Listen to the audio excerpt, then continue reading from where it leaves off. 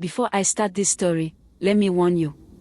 Some things that happen in this world look normal on the surface, but when the truth shows up, when the darkness inside a person finally comes out, you will wish you never knew them at all. Tonight's story is one that shook a whole community. A little urban neighborhood. Normal people. Normal problems. Normal life. Until one night, everything changed.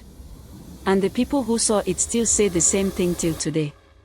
They never knew she was a witch until her wedding night.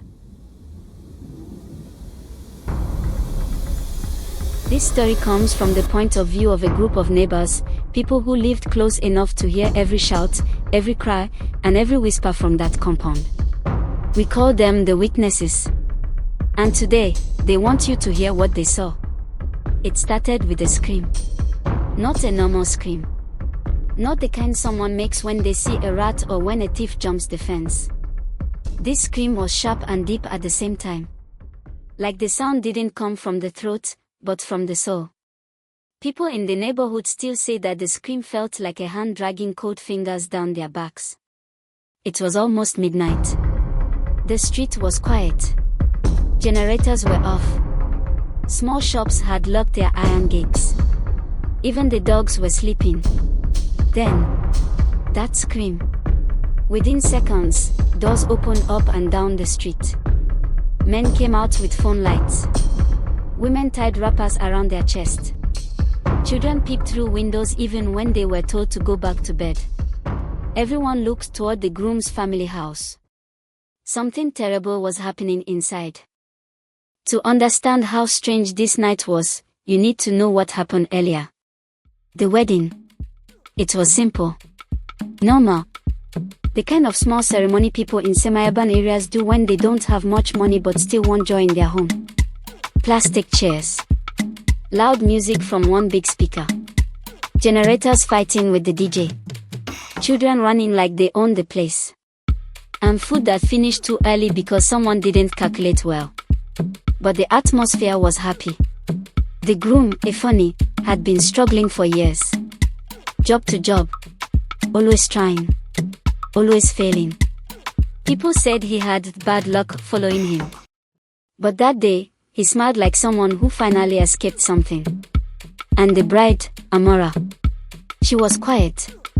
Soft-spoken. Always had that small polite smile. Never argued. Never raised her voice. Never did anything that made people look at her twice. Nobody suspected a thing. Not her family. Not the groom's family. Not the neighbors. Nobody. If anybody was watching her closely that day, maybe they would have noticed how she never ate anything. How she avoided bright light. How she blinked less than a normal person. But who pays attention to such things at a wedding? After the event, the couple returned to the groom's place of residence. This place, it wasn't a mansion or anything fancy. Just a long building with several rooms facing a shared courtyard, like many semi-urban houses. People lived close. So close you could smell your neighbor's dinner through the window. That closeness is the only reason anyone survived that night. The first scream woke the whole street. The second scream made people run. This time it was the groom's younger sister. She burst out of the room with her hands shaking so badly that she couldn't speak. She just pointed behind her toward the couple's room. At first nobody moved. Then one man stepped forward. Then another. Then the rest followed. When they rushed inside, what they saw didn't look like something from this world. If funny, the groom was on the floor, crawling backward, tears running down his face, breathing like someone underwater. His hands stretched out as if begging for help. But he wasn't looking at the people who entered. He was looking past them. At his new wife, Amora. She was not standing like a human being. Her back was bent too far backward, almost as if her spine didn't have bones anymore. Her head hung to one side, turning slowly, too slowly, like it wasn't attached properly. Her eyes were open wide. But not in shock. They were too wide. Like she was stretching them from the inside. White everywhere. A thin black center that didn't move. And her mouth. Her mouth was open but not screaming. She was whispering. Fast. Low. Like she was trying to speak many sentences at the same time. The sound didn't match her lips. It sounded like several voices, all speaking inside one throat. One of the witnesses swore that he heard a child's voice inside that whisper. Another said he heard an elderly woman. Another said he heard something that wasn't human at all. But they all agreed on one thing. The voices were not speaking any language they recognized. While everyone stared at her, something else started happening. The bed. The mattress on the bed was seen to be torn. Long scratch marks carved themselves into the foam. Fresh. Deep. But nothing visible was touching it. It was like invisible claws were dragging across the bed. Someone shouted, "Jesus," and ran out of the room. Another person fell to the floor trying to escape. But the rest were frozen, caught between fear and disbelief. Nobody moved until the groom suddenly screamed, "Help me." That broke the spell. Two men rushed forward, grabbed him by the arms, and dragged him out. He fought, shaking and crying, his whole body trembling like he had fever. His mother started praying loudly. His sister fainted. Someone spilled a bucket of water while trying to bring help. It was chaos. When they looked back into the room again, Amora was gone. Just gone. The window was locked. The only door was the one everyone was standing in front of. And the room was too small for anyone to hide. She had vanished like smoke. Some people said they smelled something at that moment. A strong, strange smell. Something burnt. Something rotten. Something old.